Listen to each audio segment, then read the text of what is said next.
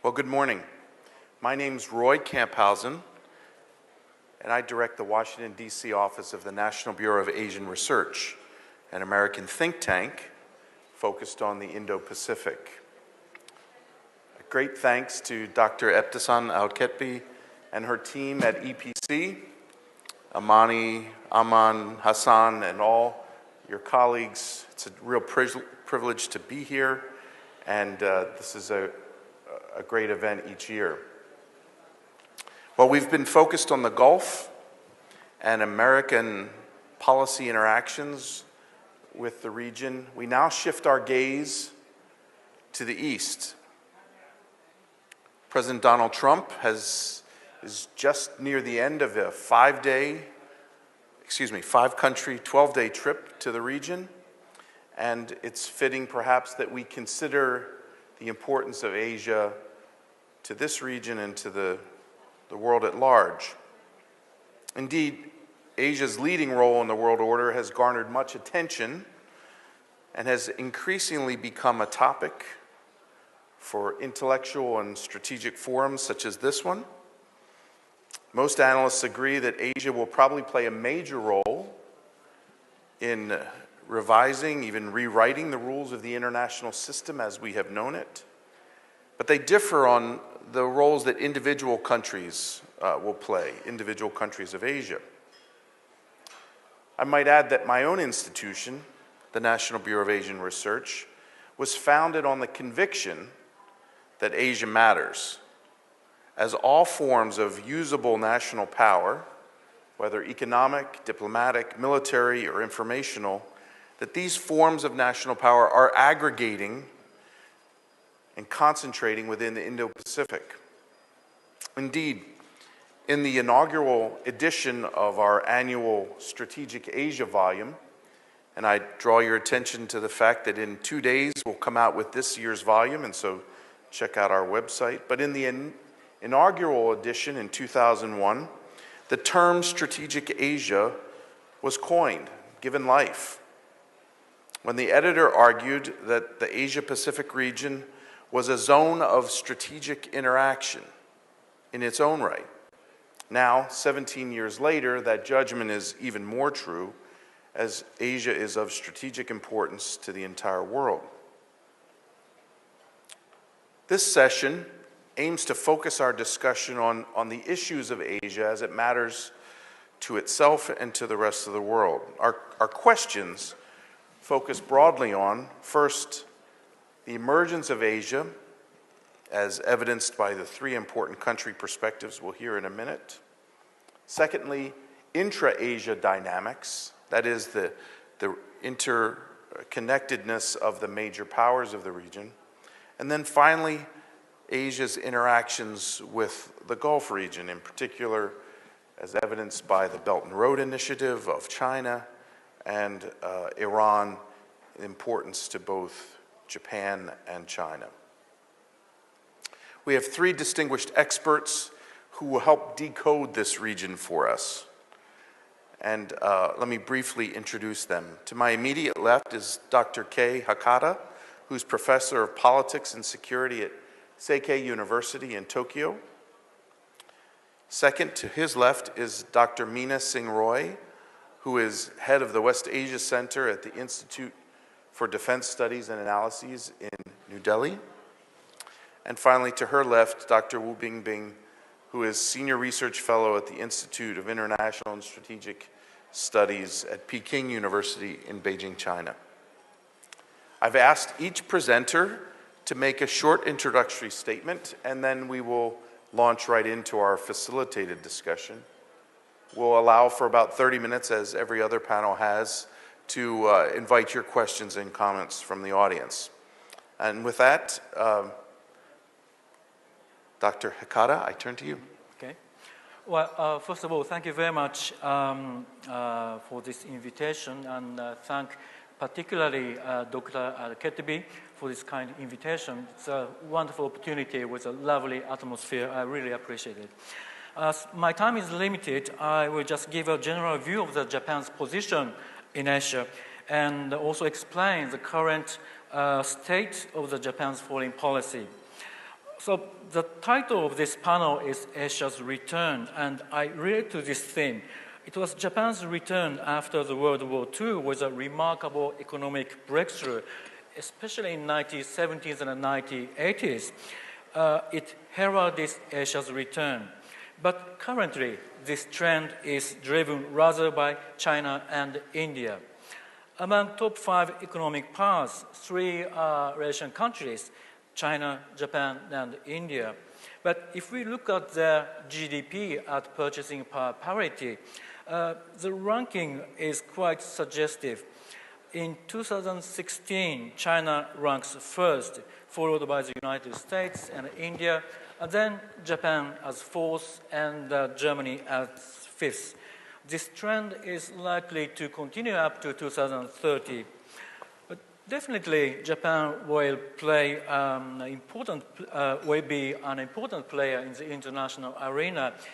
But realistically speaking, its role will be relatively modest, much less hegemonic.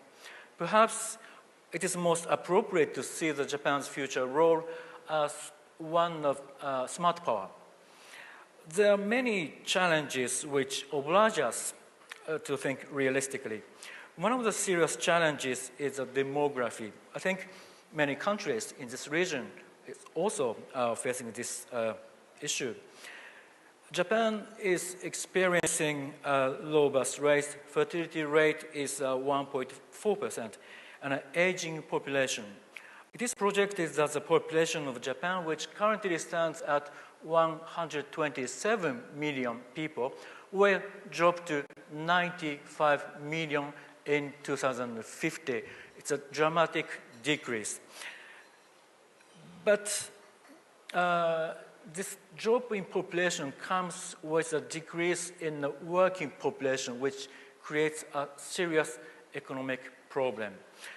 But anyway, it turns out that in 2050, Japan accounts only 1% of the world population, which is expected to reach 9 billion people.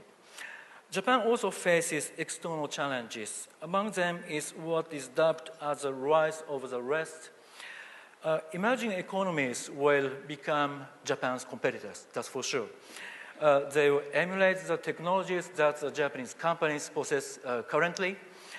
If you take a look at the iPhone 10, it used to be a California designed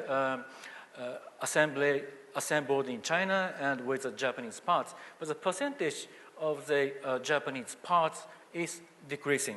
So I think it's quite indicative.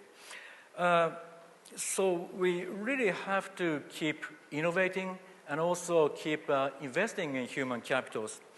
So there are a wide range of challenges, but what is interesting is that Japan is still an economic powerhouse and it keeps growing.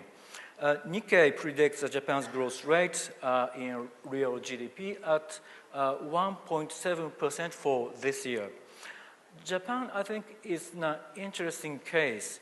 Once it was an emerging economy, it then became a leading economic power. And now it is a mature society with modest economic growth.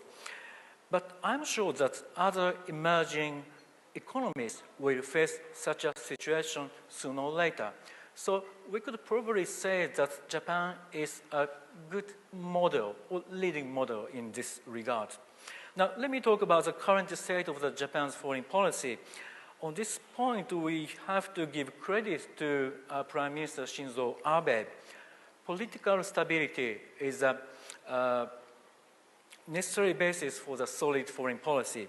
The Abe administration is in its 5th year, which is a rare phenomenon in Japan. The political instability has always characterized the Japanese politics. But with this political asset, Prime Minister revived the Japanese diplomacy. Under Prime Minister Abe, the government made a proactive contribution to peace as a pillar of its foreign policy. The proactive contribution to peace policy resulted in enhancing the Japan-US alliance, as well as in promoting the liberal international order. last week, we had US President Trump in Tokyo. And at that occasion, Prime Minister Abe reiterated the free and open Indo-Pacific strategy.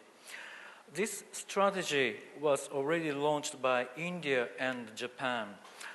President Trump also referred to the free and open Indo-Pacific when he gave a speech at Da Nang in Vietnam.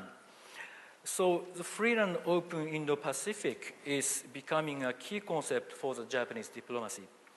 The Japanese diplomacy is certainly global in scope, but the core lies in its ties with the United States. Japan is a pacifist country which renounced war, and its security is dependent on the military alliance with the United States. The extended deterrence that the United States provides is thus crucial for our security. But I think it serves also to guarantee the U.S.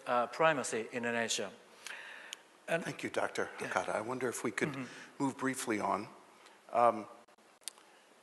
Dr. Roy, you have focused greatly on India's interaction here in West Asia.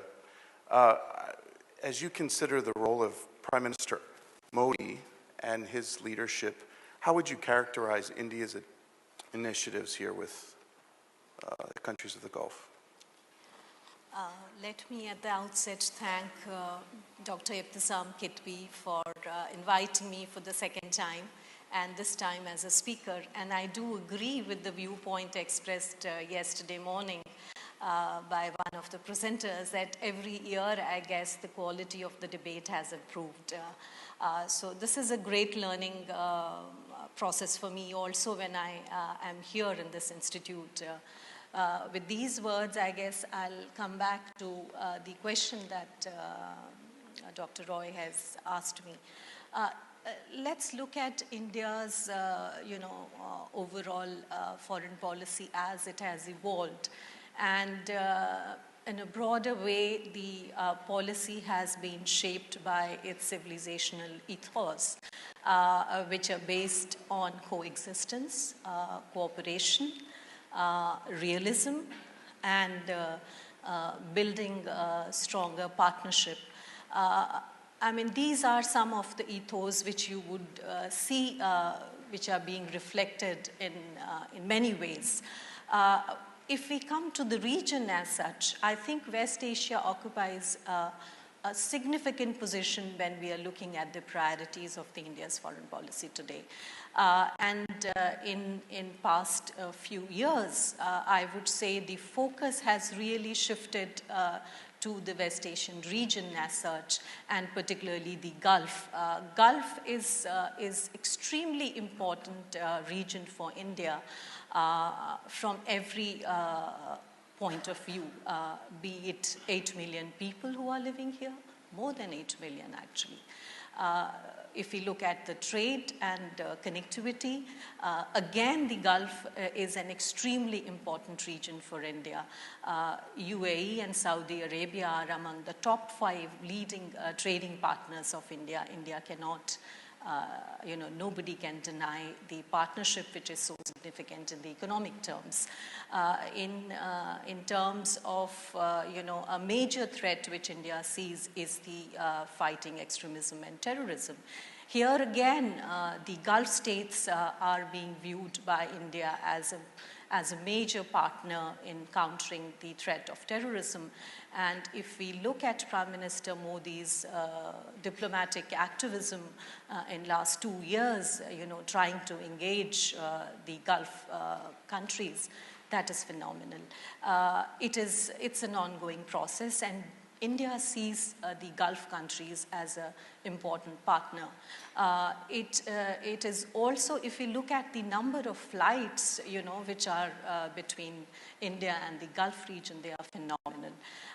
So whether we are talking about connectivity, whether we are talking about trade, whether we are talking about political cooperation, And the final, aspect is the energy, which is the more commonly known when we are looking at the Asian countries who need energy. And more than 63% of India's hydrocarbon, needs are being fulfilled from the region. And I don't think this is something which I need to debate. But today, India has gone beyond energy, I think. This is what is the reality today. So there are 3 C's that I would like to point out when I'm looking at the engagement with the region. One is cooperation, connectivity. And the third is, building stronger strategic partnership with the region. Thank you, Dr. Roy. Dr. Wu, Professor Kei has talked about Japan's movement to a more mature phase of its own development, highlighting earlier periods when Japan's meteoric economic rise is now matched by what China has accomplished. Would you share with the audience your own perspectives on the stage where China is now in terms of its foreign policy and its interactions with the other countries of Asia? Okay. First, I want to express my thanks to Dr. Ibtisam Khatmi. So I have been invited to this ADSD for the 4th time. So I really, have witnessed how this ADSD has been organized, so more and more successfully. I think we should, first mention the Chinese Communist Party 19th Congress, which was held just in the last month. So in the report, 2 key concepts related to foreign policy have been presented. Number 1 is to build a community of shared future for mankind. And the second one is to forge a new form of international relations. This, really reflects Chinese understanding of economic globalization, as well as the multipolar structure for the international relations. So for this community of shared future for mankind, there are several goals should be achieved based on Chinese understanding, like lasting peace, universal security, a common prosperity to make the world clean, beautiful, and also inclusive and open. And for the new form of international relations, we think, this new form should be featured as mutual respect, as justice and fairness, and also win-win cooperation. So there are several factors should be mentioned to support these 2 concepts, like China will continue to stay on the path of peaceful development. For the economic development, China would pursue a kind of open, innovative, inclusive development. And for international security, China would try to cooperate with the world to achieve common, comprehensive, cooperative, and sustainable security, and to make contributions to upholding the international order. So this is very important that China is a contributor to the international order and also make contributions to reform. So based on these 2 key concepts, we can understand better the Silk Road idea. In China, we call it Belt and Road Initiative. In the year 2013, President Xi Jinping launched the initiative of Silk Road Economic Belt in Kazakhstan, and then the 21st Century Maritime Silk Road in Indonesia. So these 2 initiatives jointly were called Belt and Road Initiative. This initiative is a network of partnership, either with the countries on a bilateral way or with the regional organizations like GCC or African Union or Arab Leagues. And also, this initiative means a network of projects. Actually, it's not just the road or through railway or highway or maritime route linking China with West Europe through Euro-Asian countries, Central Asian countries, Middle East countries, but it's a network of projects. So we can see no part of Euro-Asian continent would be bypassed by this initiative. And this initiative is totally inclusive. So any country, even including countries, outside the Euro-Asian continent, like South Africa, like even America, like Latin American countries, would be also, invited to be part of this initiative. And there are 4 main fields of this initiative. Number 1 the infrastructure construction. Number 2, the manufacturing sector. Number 3, energy sector. And number 4, the financing sector. So for the last field, China has launched the idea to construct AIIB, Asia Infrastructure Investment Bank. So many Middle Eastern countries have been members of this bank, including UAE, Saudi Arabia, Qatar, Oman, Jordan, Egypt as Arab countries, and Turkey, Iran, Israel as non-Arab countries. So this Belt and Road Initiative fully reflect the mentality of China that we need a more inclusive, more open world instead of economic protectionism, instead of unilateralism. So this is a response to the challenges currently we can see in the world in many events. So generally speaking, I think based on this Belt and Road Initiative, the whole Middle East, especially the Gulf region, would be the key region China wants to have very close cooperation and very strong partnership with. Thank you. Thank you, Professor Wu. Professor Kei, I wonder if we could draw out your perspectives as a leading analyst from Japan on how Japan thinks about the Belt and Road Initiative. And then Dr. Roy, I'd like to ask your views from India as well. Japan's approach towards the Belt and Road Initiative, I'd say, has been very cautious. But there is some element that make me think that it's also a forward-looking. Cautious because Japanese government has been wary about the Chinese expansionism that we are witnessing in the East China Sea around the islands of Senkaku. So I think it's quite logical for the Japanese government to make a reservation to participate in that initiative. But at the same time, China is a very important neighbor for us and a trade partner equally. So Japanese government is at the same time quite attentive to follow the, what's going on within that Belt and Road Initiative and also the AIIB. So I think you can observe two sides. Mm-hmm.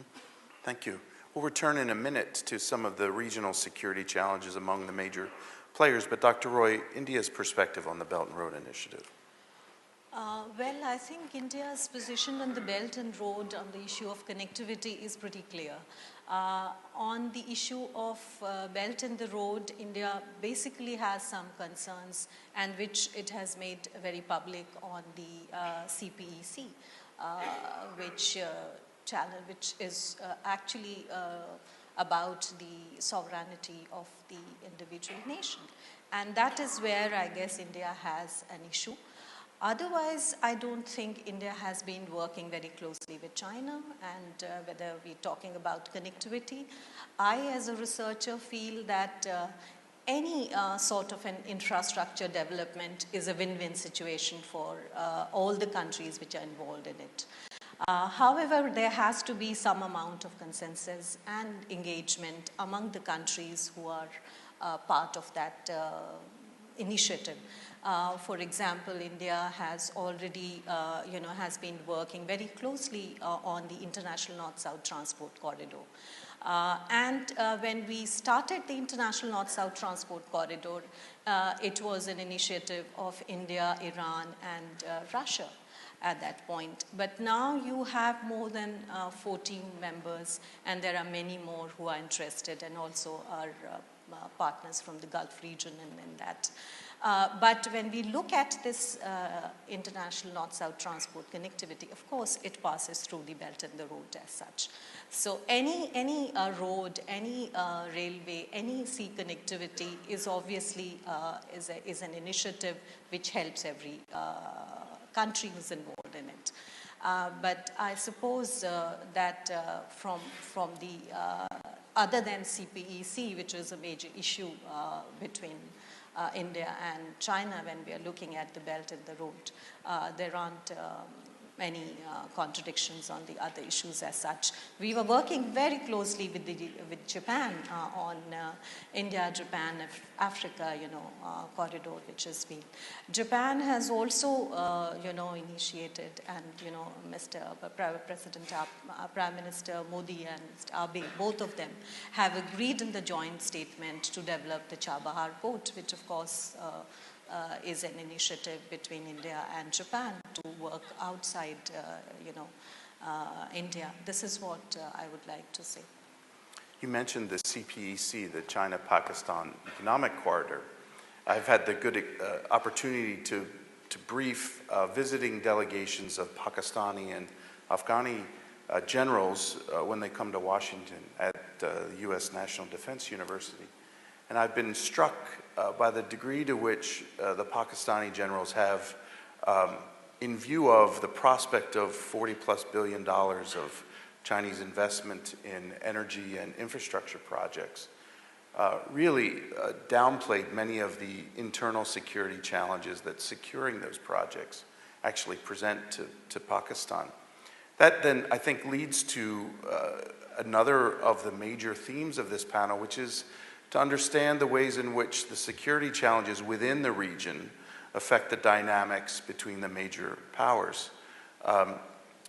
Professor Wu, perhaps you can offer some perspectives on the importance of Belt and Road to China's leadership in both developing and securing the western provinces of China. To what extent is that an important dimension of the Belt and Road Initiative? Yeah, I think since late 1970s, China began the opening up and reform policy. But mainly, this eastern part of China, especially the provinces, on the coast of Pacific, benefit from this process. So there's an imbalance, between eastern part of China and western part of China. So if we want to make China, develop more equally, more balanced, to develop the western part of China is a natural approach. So it means, we should increase the degree of opening up, but not only to the east of China, like US, Japan, South Korea, but also to the western part of China. It means Central Asian countries, South Asian countries, and also Middle Eastern countries. I think that's the way how China can benefit domestically from this process. But also the eastern part will benefit from the mainly maritime Silk Road initiative. So that's, I think, if we understand this, we can understand CPEC in this way, that if we want to make the western part of China more stabilized, we should also try to make contributions to the stabilization of Pakistan, Afghanistan, and Central Asian countries. So it doesn't mean, we just want to support Pakistan to confront India or, have any other goals, but just to make this contribution to make Pakistani economy develop, and also to make the society of Pakistan, more prosperous, and then create more jobs for the Pakistani youth. And also, let's think about Gwadar, because, my friends mentioned Chabahar in Iran, so we have to mention Gwadar also. The location of Gwadar Harbor is in Balochistan. So it means, the huge Chinese investment will be, put in Balochistan. This, compared to Sindh and also Punjab, it is, less developed.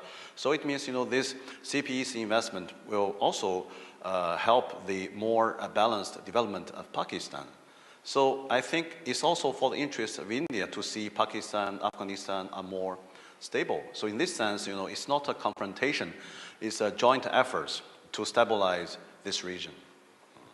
There is yet much to be seen with how the BRI develops, but there are actually very real security challenges within the region as well. We've seen the standoff between India and China, and also the ongoing challenges that Japan and China face in the Senkakus.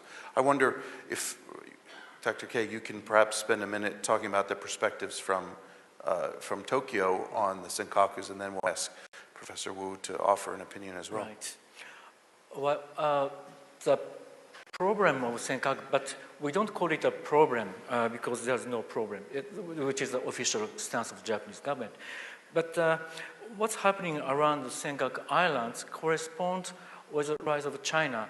The Chinese vessels began surrounding the Senkaku Islands, and it increased in the year 2009.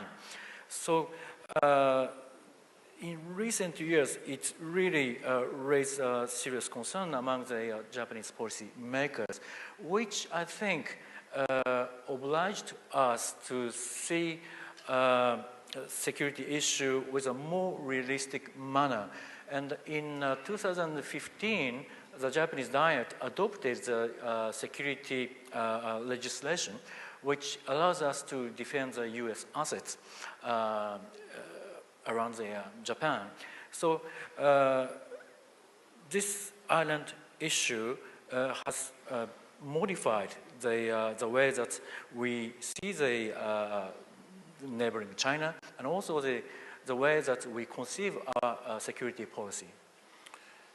Both the Obama administration, President Obama and President Trump, have reiterated the policy that as long as Japan has administrative control of the Senkaku Islands, they are covered. They fall under the jurisdiction of the U.S.-Japan Security Treaty. Professor Wu, I wonder what reaction this brings about in Beijing?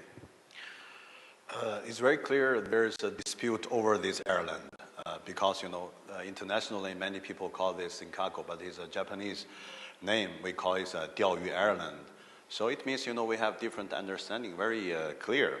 But how to deal with this issue is very important, I think China has very clear idea that, we can just suspend the disputes and then we can, find a kind of joint development project over this airline and around this airline. But if, for example, Japan unilaterally try to change the situation, for example, to buy this airline, by the government, it means, Japan wants to change the reality. It's not China wants to change the reality. So it means, if you want to change the reality, we have to respond to that because there's a dispute. So I think, we should think more beyond this only, the territory disputes between China and Japan, like China, South Korea, Japan, trilateral free trade zone idea, like RCEP, Regional Comprehensive Economic Partnership, including 18 Asian countries. India also part of that. So I think, if we only focus on territorial dispute, I think, we can only be in trouble, in tensions, in confrontations. So that's why I think we should go beyond that to think more about cooperation. That's also the spirit of Belt and Road Initiative. It's totally inclusive, open to anyone. Professor Roy, India has its own security challenges with China, including recent standoff. I think I would like to start from where he left, that this is an era of cooperation and not of conflict. If we look at the current security challenges, there are more non-traditional security challenges which the region is facing today, and we need to pay enough attention, whether we are looking at food security, whether we are looking at environmental issues, whether we are talking about providing good education, and there are many other, challenges when we talk about Asia today. These non-traditional, challenges demand collective approach, and especially when we are dealing with the serious issue of extremism and terrorism. No state on its own can take on this challenge, and therefore the Asia has to come together. The countries will have to put, their border disputes, their interstate conflicts. This is not to deny the fact that you have to realize that this is a challenge. If you don't acknowledge the problem, you will never be able to address it. However, one will have to prioritize the issues, the ones which need an immediate attention, the one that can be left for some time, and then you need to work collectively. And I think it is important for all the Asian actors, and particularly when I look at the region today, West Asia, as we look from India, I think it is not only India, China, Japan, but I also bring in Korea, Indonesia, Malaysia, who have common interests in the region's stability. If we look at the energy, as I said, whether we're talking about other issues, there is a need for a collective approach. And I think it's a high time when these major Asian players get together, at least to talk about these issues. You raise an interesting and important point. There are certainly issues of contention in Asia. In fact, very real security challenges. And yes, it's also the case that there are no missiles flying in Asia. There are real security challenges, but soldiers of countries in Asia are not dying at the expense of their neighbors in armed conflict. Suggesting that there is perhaps some lessons we can draw from that. Some have argued that the very real and enduring presence of the United States military in the Indo-Pacific has contributed to the conditions that have avoided great power war. We certainly see concerns with North Korea and what its missile and nuclear programs are developing. But I guess I'd like to ask your perspectives on the role of the United States. Is it a destabilizing or a stabilizing factor? And we really have three different perspectives. Japan is an ally of the United States. India is a strong security partner, but not an ally.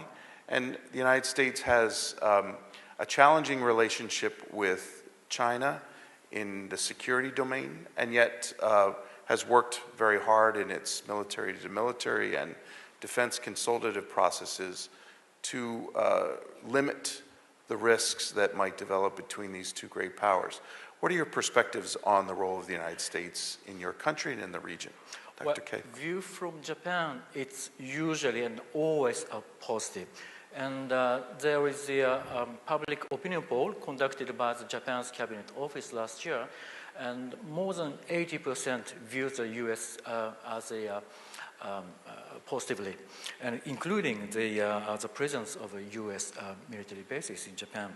So I would say that U.S. is a stabilizer and the guarantee of security in the region of East Asia. And I'm sure that my Chinese friend will have a completely opposite view, but view from Tokyo, it is a stabilizing effect. Professor Roy. I think if we are looking at role of United States in Asia and views from India, India is very closely working with the United States, and particularly after in the post-Cold War period, I would say, the engagement has really enhanced between India and United States. But India is looking at, establishing partnerships which would also address its internal economic development. That is one of the priority areas when we look at Prime Minister Modi's, speeches within India and outside. I think if we look at India is a big country. There is an opinion which is with the government, which is the government statements. And then you also have the debate within the academic community. So there are two schools of thoughts. One school of thought is that India has to develop stronger ties with United States, Australia, Japan, and these countries, because this would help India build its, technological capability and potential. However, there are also some who have certain apprehensions that regionally, probably India would not benefit so much because of the unpopularity of the United States role, which is not seen by the regional actors as very, very positive. So these are two schools of thoughts which we see in India. But in general, I would say that the Indian diaspora in United States is a very, very important factor to an extent shaping the Indo-US relations as well. And in future, what I see that India's relations with the United States would obviously develop. But at the same time, regionally, India would also, have its independent policy towards the regional countries. Professor Wu, what is the view in Beijing about the U.S. security role in the Asia Pacific? First of all, I think, as I mentioned, China thinks there's a one world order. It means, all the countries are parts of this order. We should have cooperation. We cannot, break this order or destroy this order. And U.S. presence in Asia Pacific, is there. No one can deny this. But this role is positive or negative, depends on how U.S. Deal with these relations with allies and also friends and also China, in this region. I think China and U.S. has 4 mechanisms now for dialogues, like foreign policy and security, right? Economic, humanitarian, cultural, and also law enforcement. So it means, we have expanded this from just strategic and economic dialogue. We've made it, more broader. And also, I think there are also other cooperations, like we talk about, this bilateral trade, and also, other economic things. We just hosted President Trump. But on the other hand, if you think a lot of, how to counter China through this Indo-Pacific idea, through, strengthening alliance with just allies to make this security arrangement exclusive, I think it could make troubles. So I think for China, we want to have a regional security arrangement inclusive. So we think we have seen this. President Xi has met with Prime Minister Abe Shinzo in Da Nang, and also the South Korean Prime Minister also. So I think this is a very strong signal that we want to have cooperation. We don't want to have confrontation. In a very specific case, North Korea, the United States has said it very much wants to have strengthened cooperation with China to deal with the challenge from North Korea.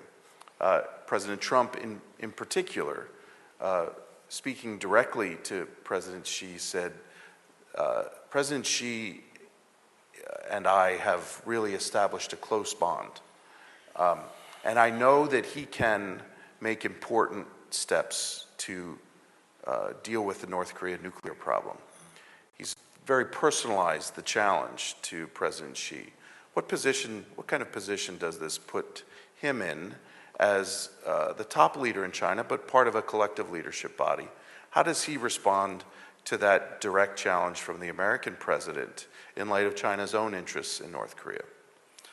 I think Chinese policy is very clear. We want to have a peaceful solution through negotiation and dialogues, because military solution can only create disaster in this region. Especially to South Korea, I think. It's very clear, by these speeches and positions of, Mr. Moon Jae-in, toward this issue. And secondly, I think, China has presented our approach that double freeze. The North Korea should freeze its nuclear and missile tests and activities. And U.S. and South Korea should freeze also its military exercise, because I think, North Korea faces this severe security challenge from U.S. and its allies in this region. So I think, there must be actions from both sides, not from one side. Well, listen, you all have been very great to respond to my questions and those that have been organized for us by our EPC colleagues. I'd now like to turn to our audience and ask for your questions and comments. Following the moderator of the last panel, I'd like to ask that you make your points very succinctly, and so we'll move. Let me take 3 to begin with. First, Mr. Uwe Nerlich. sorry, that was on the last session. That is a mistake. Next. I'm sorry? Next. Next. Ambassador Husain Haqqani.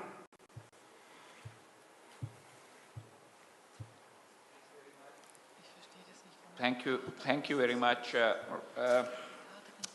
It's been an interesting discussion, but there are 3 points that I think were not touched upon, and I'd like to just see if any of you would like to comment on them. The first is the Quad has met again in Manila, Japan, India, the United States, and Australia. And quite clearly, all 4 of them share a concern about China's ability. We are not talking about, and I don't expect Mr. Wu to sort of admit to that China has any intention of having a large military presence in the Indo-Pacific.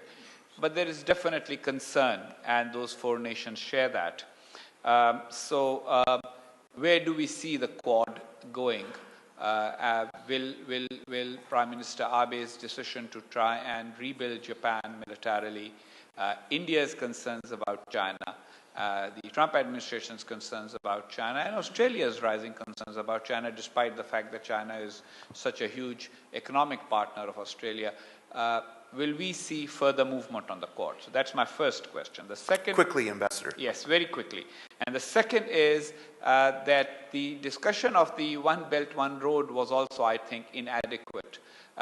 Is it really an economic project, or is it more a strategic project? Because some of the elements of it just do not make economic sense. The port of Hambantota in Sri Lanka, for example, not an economically viable project. And my last point is, maybe Ms. Roy can answer that. To what extent does India feel that China uses certain other nations as secondary deterrents? For example, Chinese support for Pakistan, is it essentially just an economic partnership, considering that China's economic partnership with India is far greater than it is with Pakistan? Does China actually build up Pakistan so that India will continue to remain entangled in the Indo-Pakistan arena so that it is not free to deal with China? Our next question is from Saad Al-Ajmi.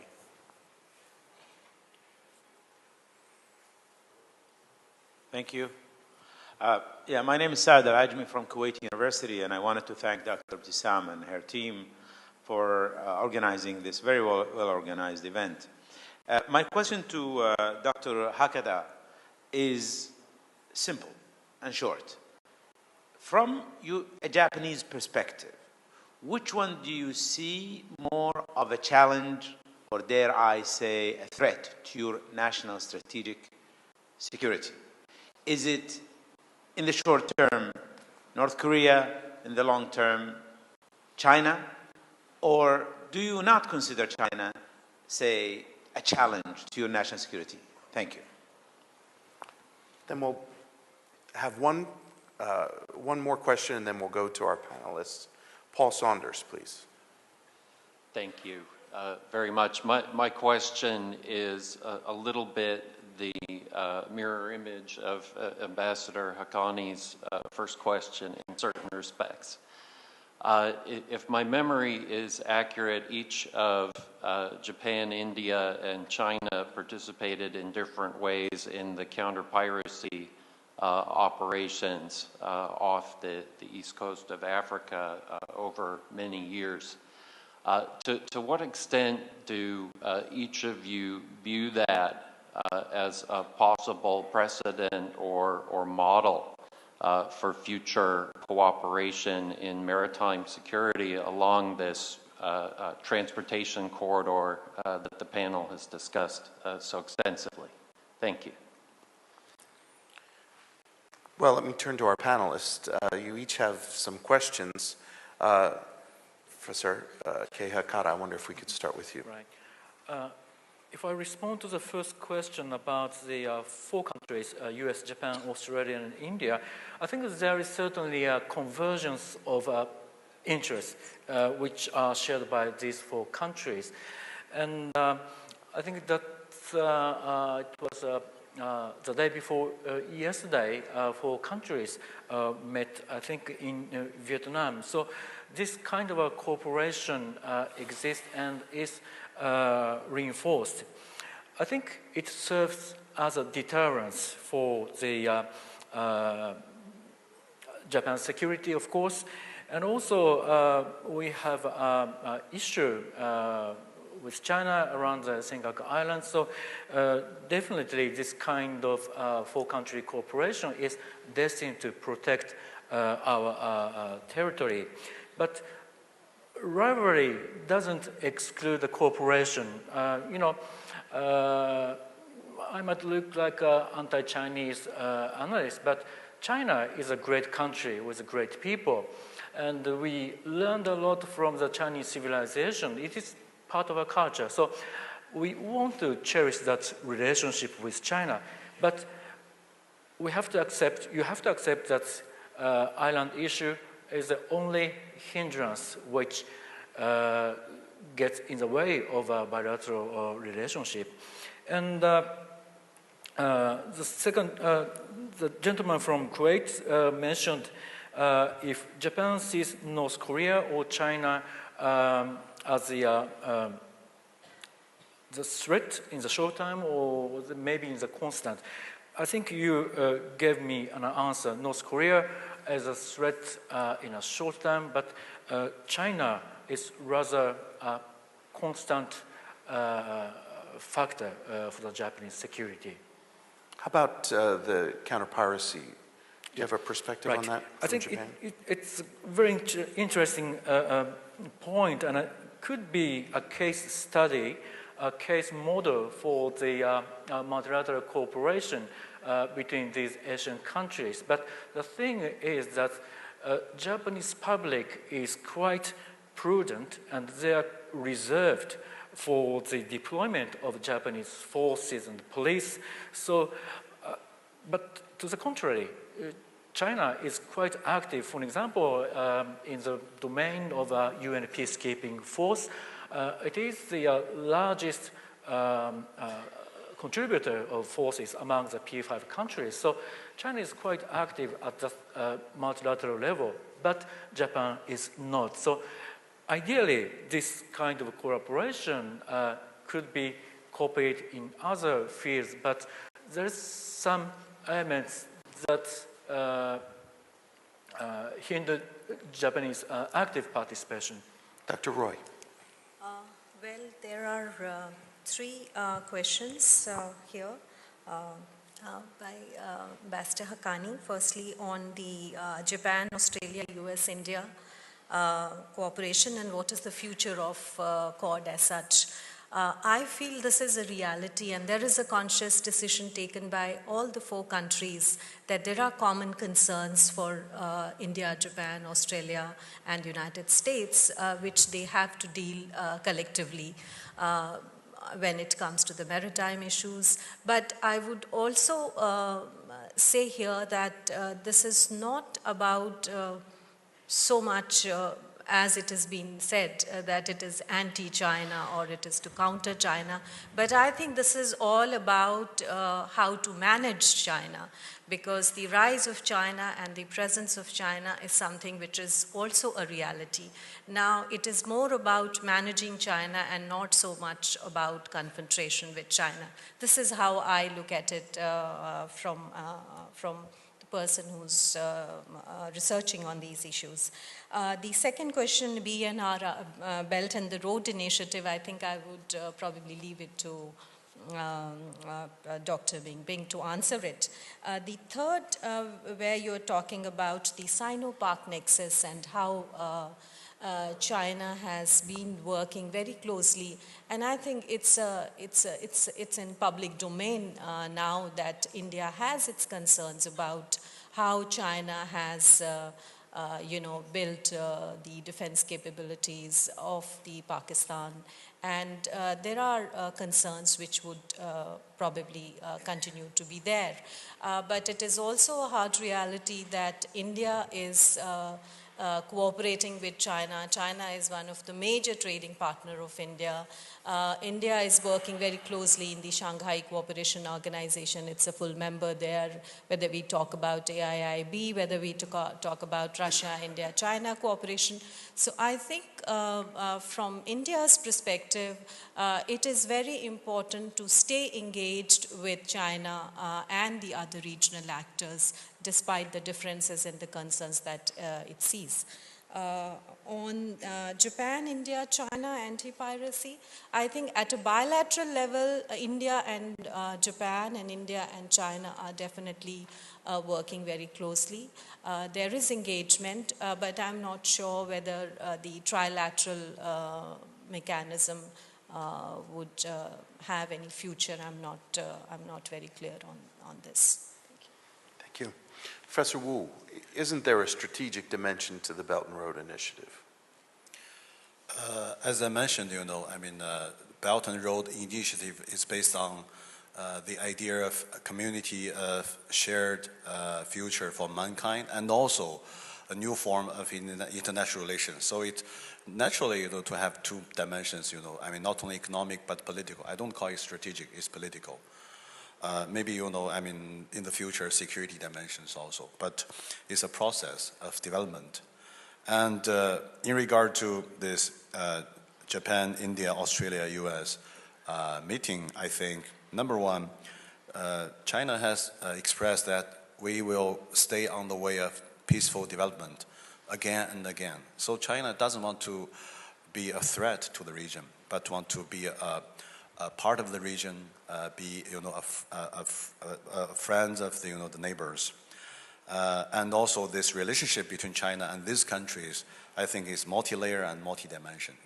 You shouldn't only focus on security dimension. Think about China, India. As Dr. Roy mentioned, both are members of not only SCO but also BRICS. There's so many corporations, and China, Japan, economic cooperation is very important. China, Australia. Australia is one of the largest provider of LNG to China. So if you focus only on the security dimension, you only think confrontation is the only result. But I don't think so. We should focus on more this cooperational dimensions. And also, it also depends on who can offer better opportunities of development and stability to the region. Okay, this India, Japan, Australia, US meeting, what can they offer to the whole region? Not only these 4 countries, right? You have the other ASEAN countries. You have Pakistan, Bangladesh, Central Asian countries. So this meeting can offer what to the whole region? At least China offer Belt and Road Initiative, including the most important experience of China, that infrastructure and industrialization are the most 2 key factors to make the country, have more development. So I think, who can offer more?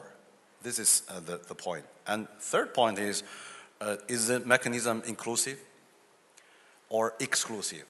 You see, if you make this, 4-country mechanism, exclusive, so how could you deal with this country's relationship with the other regional countries, not only China? Let's mention, the challenge of North Korea, right? The relationship with South Korea. So I think Chinese always say we want to have an inclusive mechanism. So I think all these questions should be answered. It's not only, okay, we want to counter China or contain China, but, what can you offer to all? Can I just respond to Dr. Wu's question? You said who can offer more. Interestingly, Japan and India put forward an initiative called the Asia-Africa Growth Corridor. So Japan and India are now in the process of elaborating what could be a similar initiative to your Road and Belt initiative. But actually the Japanese government have a history of fruitful collaboration with African countries. So based on that positive result, Japanese government is now moving towards the Asia-Africa Growth Corridor. This is still a nascent idea, but I think we're going to see this initiative moving toward in the years to come. Yes, I think that is very important because, there are many mechanisms like Japan's, contribution to the development of Africa. We have noticed that. China has, China Arab States Cooperation Forum, China African States Cooperation Forum, and also, this AIIB. It's not, just Belt and Road Initiative. It's a network of relationship and partnership, I think. And I think, this Japanese-Indian initiative is not in contradiction to Chinese initiative. So how could we make all these ideas cooperative with each other? Well, thank you. We have just 5 more minutes before our panel reaches its scheduled close. I wonder if we could take 2 more questions from the audience, and then we'll ask our panelists to make their final comments. First, Jassim Al-Khaloufi. Thank you very much, Mr. Chairman. I would like to address my question to Dr. Wu about China's policy vis-a-vis the Gulf, especially Iran. My question is this ambitious strategic vision of China of one belt, one road presupposes a stable environment, stable, secure, safe pathways, tracks, highways, and corridors. Now, in a region, combustible region like the Gulf, where China is heavily dependent on the energy coming from this region, how would China implement this grandiose project, strategic vision, at a time when we have a state that is not playing by the rules?